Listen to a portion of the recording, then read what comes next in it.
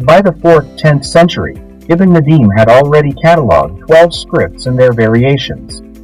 Ibn Nukhla, a prominent calligrapher of the same period, formalized the rules for 6 major styles: Thulu, Nas, Rayhan, Muhaji, Tachi, and Rika, which have remained influential to this day. These styles received further refinement in the 7th-13th century under Yaqut al-Mustasimi, reflecting the permanence and immutability of Islamic art, which mirrors the enduring nature of Islamic civilization itself. God appointed the entirety of untouched nature, a boundless masterpiece of His creation, as a place of worship for Muslims. He distinguished the final prophet by allowing Islam, the primordial faith, to return to its natural origins as its sacred space.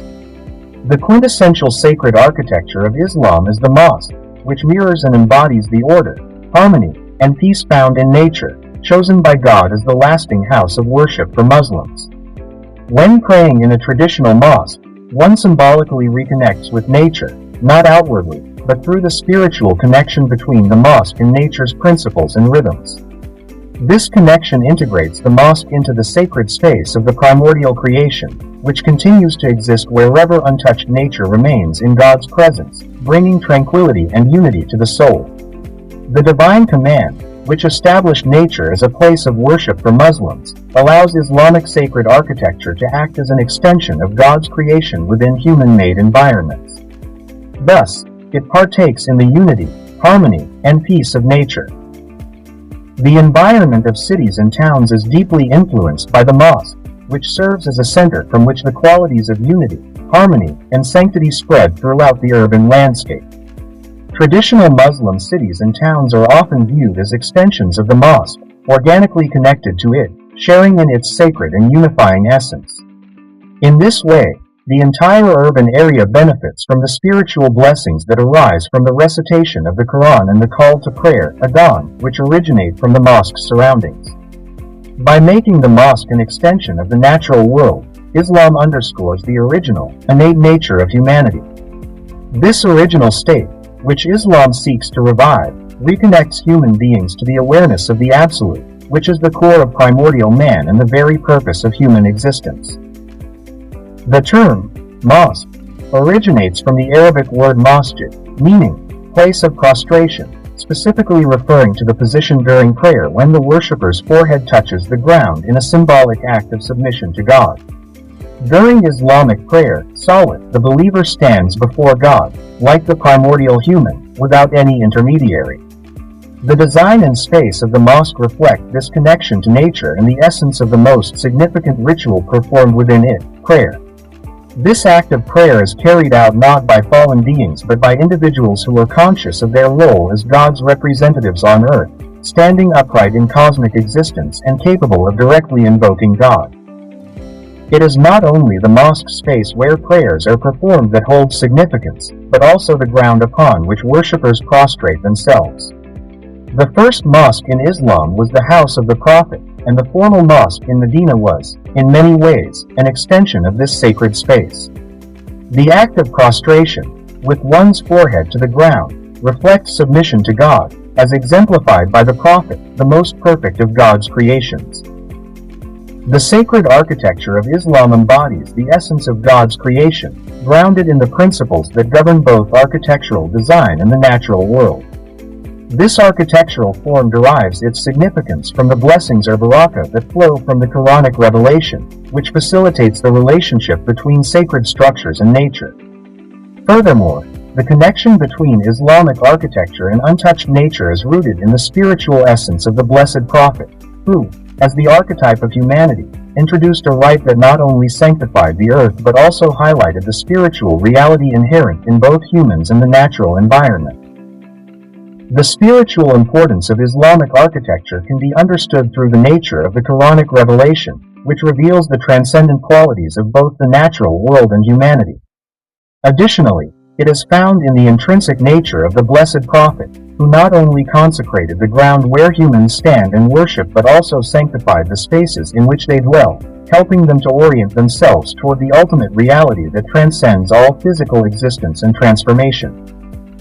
Islamic spirituality is uniquely connected to qualitative mathematics, particularly in the Pythagorean sense.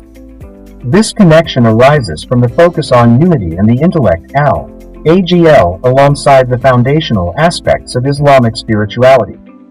It is important to note that Islam did not simply adopt the spiritual meanings of mathematics from figures such as Pythagoras, Plato, or Nicomachus. Instead, these ancient philosophers providentially offered a sacred science that Islam could readily integrate into its worldview. Prior to its interaction with Greek science, the Islamic perspective already contained elements of what might be termed Abrahamic Pythagoreanism. In the eyes of Muslims, Pythagoras was regarded as a sage, allowing for his easy incorporation into the Islamic intellectual tradition. The mathematical characteristics of Islamic art and architecture do not stem from external historical influences, whether Greek or otherwise. Instead, they originate from the Quran, whose intricate mathematical structure reveals a profound connection between Islamic intellectual and spiritual pursuits in mathematics. The mathematical nature of Islamic art can be seen as an external manifestation of the mathematical principles embedded within the Quran's very structure and the numerical symbolism of its letters and words. Pythagorean philosophy provided a linguistic framework and a pre-established science, rooted in esoteric traditions tracing back to Egypt and Babylon, for the spiritual mathematics that is central to Islamic architecture and decorative arts. This philosophy did not create the art itself. Rather, it facilitated the use of rigorously defined geometric spaces and precise mathematical principles in artistic expression. Mathematical proportions, clearly defined lines, and volumes that adhere to precise mathematical laws serve as mechanisms by which the space and surfaces of Islamic architecture are harmoniously integrated. This integration highlights the principle of unity, thereby sanctifying the spaces in which Muslims conduct their daily lives and engage in acts of worship. The relationship between mathematics, as a sacred science, and Islamic architecture warrants a separate discussion that cannot be explored in detail here. However, it is crucial to emphasize the importance of this traditional mathematics, much of which is derived from ancient and Pythagorean sources, and integrated into Islamic esotericism to foster a sense of the sacred in Islamic art and architecture.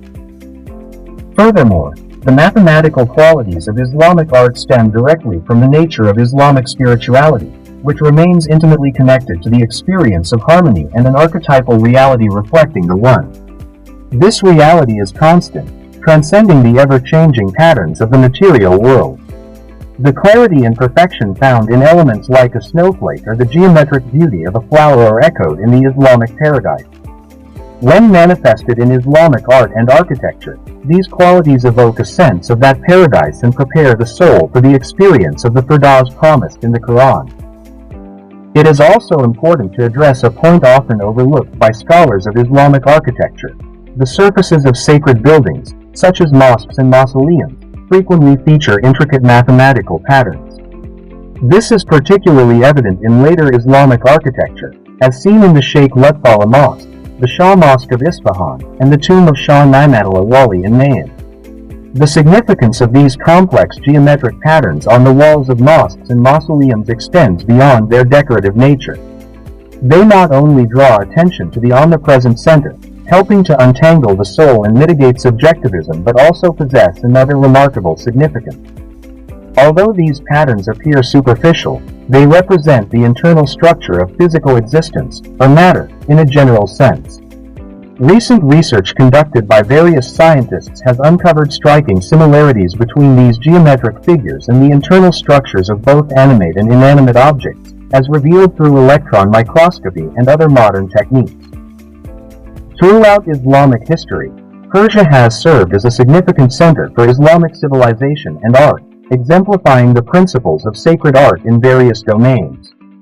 Persian art, which embodies both its cultural heritage and Islamic influences, represents a pinnacle of Islamic artistic achievement. The Persians' deep appreciation for beauty and refinement allowed them to establish a prominent artistic tradition linked to the Achaemenians, Parthians, and Sassanids while integrating Islamic principles into their works. Consequently, Persian Islamic art offers an ideal context for studying the relationship between sacred art and Islamic spirituality, as well as the unique ethos of the Persian culture. Understanding sacred art requires a grasp of the meaning of the sacred and the traditional view of reality, which has shaped human existence in many Eastern societies. Religions can adopt artistic forms and symbols from preceding traditions. However, these elements are transformed by the new revelation spirit. For instance, Christian architecture adapted Roman techniques, creating structures with distinct spiritual qualities. Similarly, Islamic architecture, influenced by Sassanid dome construction, produced buildings reflecting Islamic art. In Persia, Islamic art incorporated pre-Islamic motifs but transformed them to align with Islamic design principles. To comprehend sacred art, it is essential to investigate the meanings of forms and symbols within their traditional context, which necessitates an understanding of the religion that generated these expressions. Attempting to create sacred art without a deep engagement with the underlying faith is futile, akin to trying to split an atom by merely replicating mathematical symbols without grasping their significance. Such efforts to produce sacred art may yield severe consequences for humanity. In Persia, as in certain other civilizations like the Christian West, the plastic arts were significantly influenced by Hermetic sciences, particularly alchemy, which served as a bridge between metaphysical and cosmological doctrines and the creation of physical objects. Within the Islamic framework, the purpose of art is to elevate matter. Similarly, alchemy functions as a symbolic science that explores the relationship between material substances, particularly minerals and metals, and the psychic and spiritual realms. Contrary to popular belief, it is not merely a precursor to chemistry, rather, it is fundamentally concerned with the transformation of the soul through the symbolism of the mineral kingdom. This connection between alchemy and art in Persia, as well as in Islamic art more broadly, is significant. The colors employed in many artistic works are intentionally linked to alchemical symbolism and the insights derived from the Quran and Hadith. Through the lens of alchemy and related cosmological sciences, Islam established an environment that is both formatively and content-wise Islamic, embedding religious and spiritual principles within the material world that surrounds individuals in their daily lives, thereby profoundly influencing their mental and spiritual outlook. Persian poetry, particularly in its Sufi form, is a traditional art of immense spiritual and therapeutic value. The emergence of new poetry threatens to overshadow this celestial quality with a form that is often earthly and unintelligible. While some contemporary poets have produced works with a certain aesthetic appeal, they cannot compare to the profound, transcendent beauty found in classical poetry, which is rich in symbolism and meaning. Similarly, Persian music, though influenced by various traditions, particularly ancient Egyptian music, has its roots in the music of the ancient Aryan peoples and shares similarities with the music appreciated by Pythagoras. During the Islamic period, it evolved distinctly, adopting a more contemplative character. Islam's prohibition of the social aspects of music, particularly in urban settings where it could incite moral degradation, redirected classical music toward introspection as a contemplative art.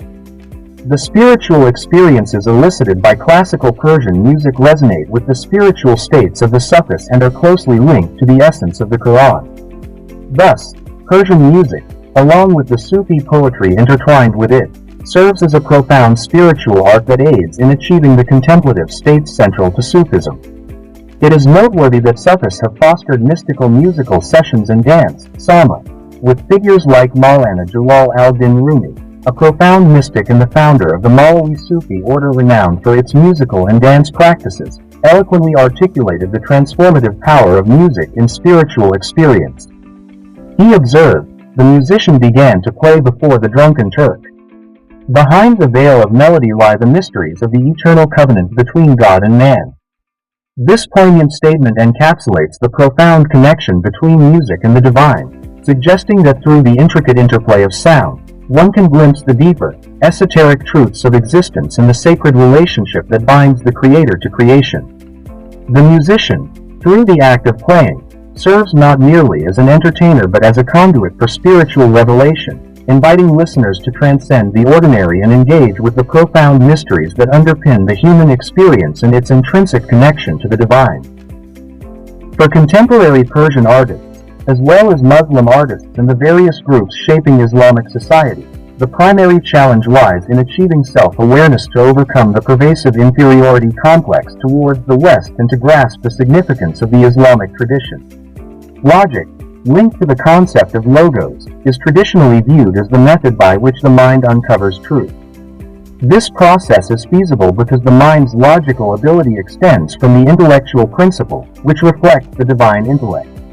This principle serves as the ontological basis of cosmic reality, establishing a relationship between human thought and the external world, thereby allowing logical reasoning to reveal truths aligned with reality.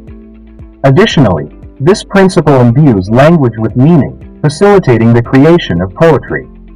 Consequently, traditional thought posits that logic and poetry share a common origin in the intellect and are inherently complementary rather than contradictory.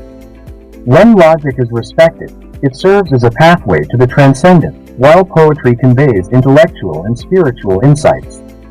The original title of a significant work of Persian Sufi poetry, Mantiq al-Tayr, Conference of the Birds, by Farid al-Din Attar, underscores this connection, as Mantiq means logic in both Arabic and Persian. Similarly, the Persian Sufi poet, Abd al-Rahman Jami wrote, "What is poetry? The song of the bird of the intellect. What is poetry? The similitude of the world of eternity. The value of the bird becomes evident through it, and one discovers whether it comes from the oven of a bathhouse or a rose garden. It composes poetry from the divine rose garden. It draws its power and sustenance from that sacred precinct."